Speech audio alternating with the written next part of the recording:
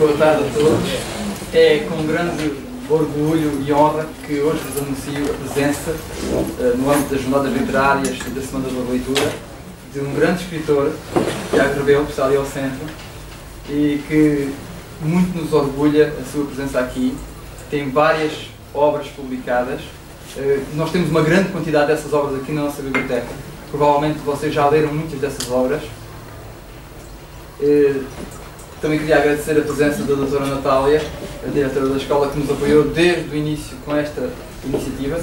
Esteve sempre ao nosso lado. O professor Carlos Afonso, que é incansável nestas andanças de promoção da leitura, de encontro de escritores, é, digamos assim, o grande mentor aqui desta escola nesse âmbito. Queria também agradecer aos alunos que trabalharam para este projeto, para este encontro de escritores, que também estão aqui, alguns também vão apresentar trabalhos, que a envolvência dos alunos é fundamental. Temos aqui candidatos a escritores e temos aqui também já jovens escritores aqui na escola. É com muita alegria que eu digo estas palavras e que me enchem o coração. Muito obrigado pela presença. E agora vou dar a palavra ao meu colega, à senhora diretora, que vai dizer umas pequenas palavras. E muito obrigado. Então, bom dia a todos. Este encontro é um entre muitos outros que nós temos tido aqui na biblioteca, tendo como responsáveis aqueles que mais estão à frente da biblioteca e que têm dinamizado esta mesma biblioteca, que é o professor Hélio, que é o coordenador da biblioteca, a professora Isabel, que está aqui também presente, e naturalmente outros professores que eventualmente são a razão da dinâmica desta biblioteca, para além naturalmente dos funcionários que vocês se habituam diariamente a contactar. Há, no entanto, também outros professores que sistematicamente fazem uso deste espaço privilegiado para a leitura, para a pesquisa, para que vocês se possam encontrar com os livros. Um deles é o professor Carlos Afonso, que está aqui, obviamente, também. Mas hoje estamos no momento, temos aqui um convidado muito especial, a quem eu, em nome pessoal, em nome do agrupamento, agradeço muito. É um prazer enorme tê-lo na escola sede do agrupamento de escolas de Faf. É isso que nós vamos falar aqui, é da leitura, é do prazer da leitura, é do gosto pela leitura, e tenho a certeza que ao ouvir as palavras de Tiago Rebelo, nós vamos todos ficar mais motivados ainda para ler as suas obras, que muitos de vocês já leram e que têm aqui na nossa biblioteca, e outros vão com certeza sentir-se motivados para essa mesma leitura. Mais uma vez, muito obrigada, é um gosto enorme tê-lo aqui. E, portanto, espero que tudo corra bem e fiquem, então, com as palavras de Tiago Rebelo.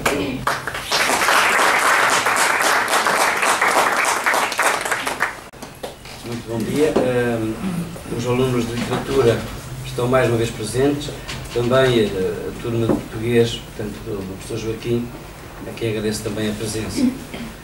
Este momento interligado com a Semana da Leitura e também jornadas literárias, e concretamente neste encontro de escritores. Os alunos que aqui estão, alguns já escrevem, gostam de escrever. Temos ali uma menina, a Joaninha, que já escreve muito bem e cujo seu autor, um dos autores prediletos, ela lê muito, lê imenso, é sem sombra de dúvida um grande escritor que se chama Tiago Rebelo. Portanto, já tem aqui também admiradores, neste caso um admirador. Esta interligação com a escrita, o facto do escritor vir às escolas é muito importante para fomentar essa vertente da escrita. Portanto, no fundo, permite que os alunos também leiam, se preparem e também sintam aquele bichinho, né? Aquele que queria já escrevinhar, tentar escrever alguma coisa. Pronto, mas temos agora um trabalho. Está aqui um pequeno grupo, nós não pretendemos ter muita gente, pretendemos ter muitas turmas, não é no sentido é mesmo usufruir do momento.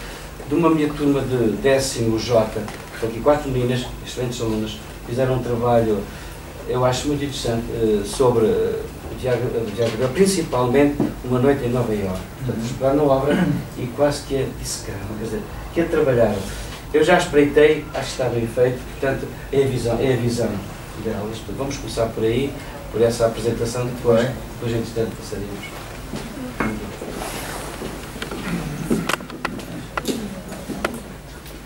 dia. Eu sou a Diana, esta é a Maria, a Beatriz e a Carolina e nós vamos falar sobre Tiago Capelo e mais concretamente sobre a obra Uma Noite em Nova Iorque. Agora vamos apresentar um dos dois.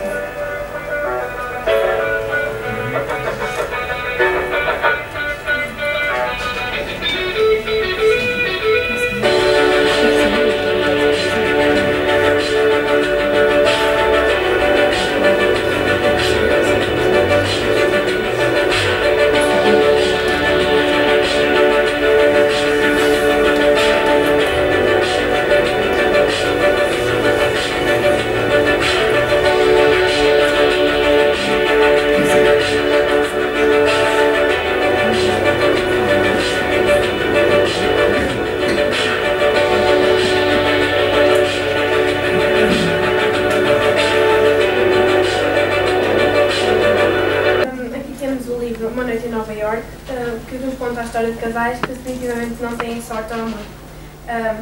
Filipe é um escritor casado com Patrícia, que conheceu de maneira épica num acidente de carro. Ela era médica e tomou conta dele, que fez com que o amor crescesse. No entanto, o amor já não é tão forte como no início era. Então, Filipe apaixonou-se por outra mulher, Isabel. Isabel não queria ser a sua amante, não queria ser apenas a sua amante, queria estar com ele. E exigiu-lhe que deixasse Patrícia. No entanto, Filipe não arranjou coragem e sempre que referia o assunto do divórcio de Patrícia, ela perguntava-lhe se tinha outra mulher e ele mentia e dizia que não falou mais do assunto.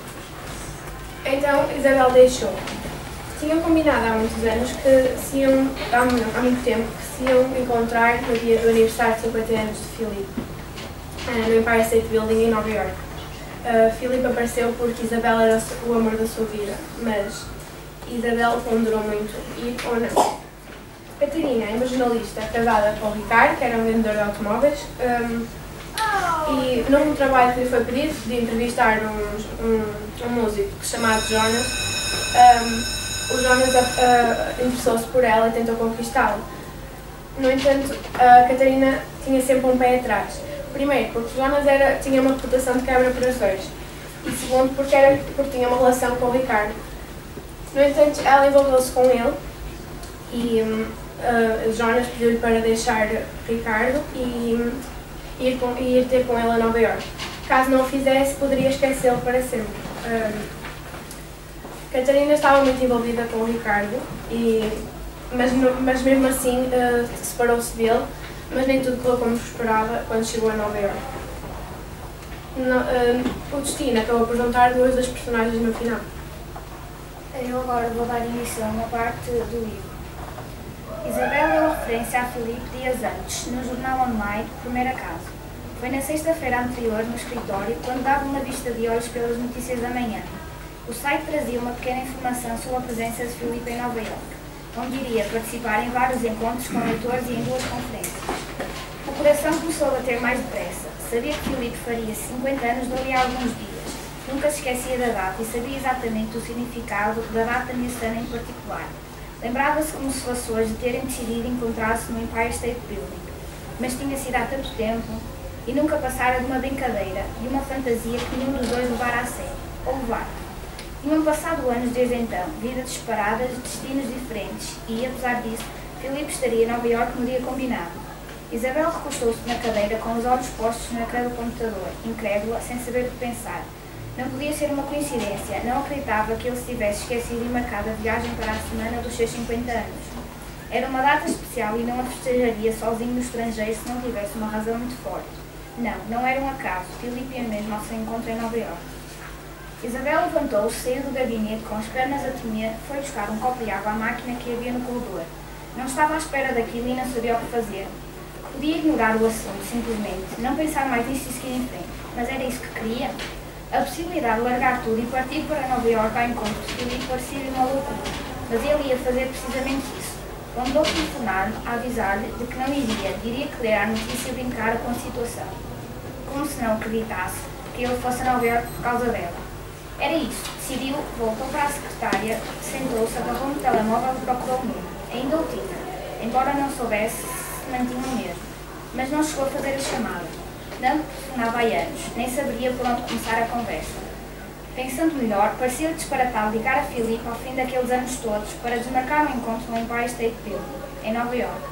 Era disparatado, não queria mesmo desmarcar.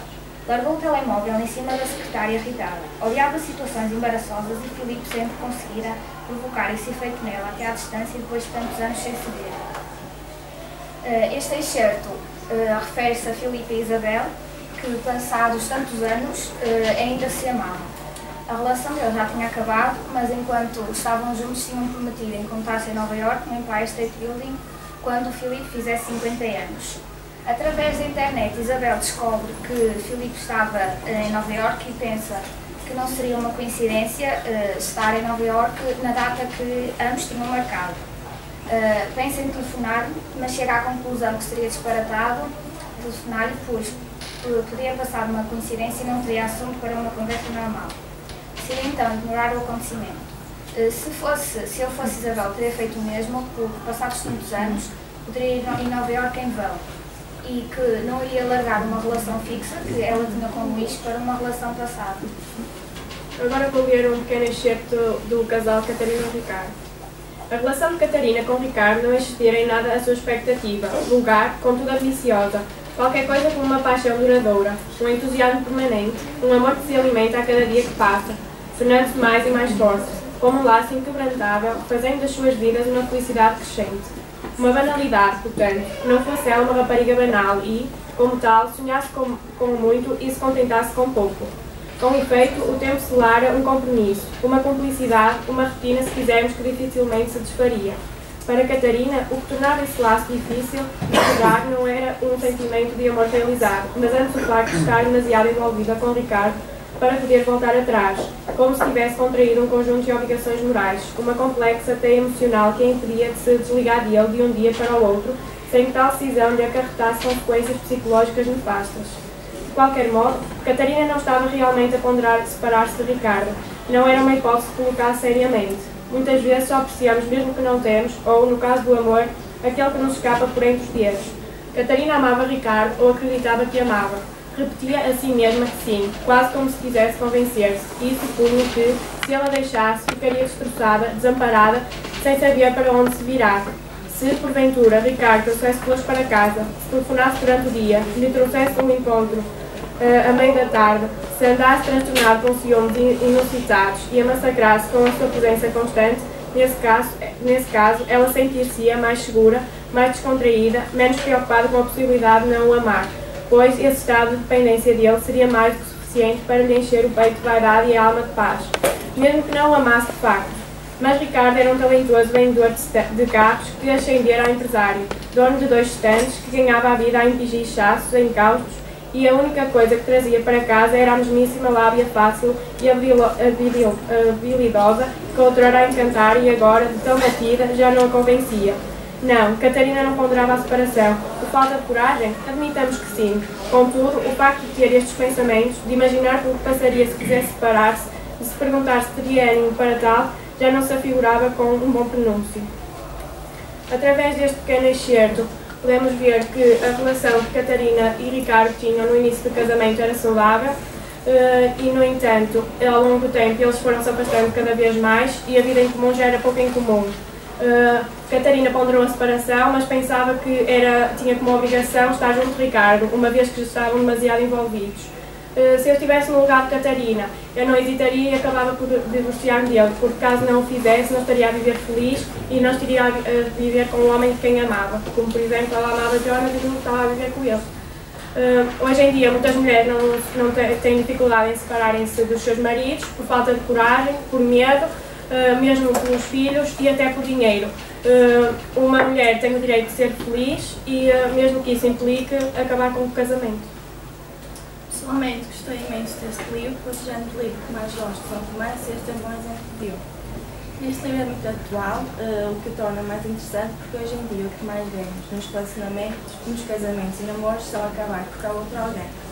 Como a Diana já referiu, Filipe não deixava a Patrícia e quando decidiu ir atrás do amor da sua vida foi tarde demais. Se eu estivesse no lugar dele, teria ido atrás da pessoa que amava quando podia. Não acho que o que Filipe fez da Patrícia seja correto, apesar do casamento já não ser o mesmo.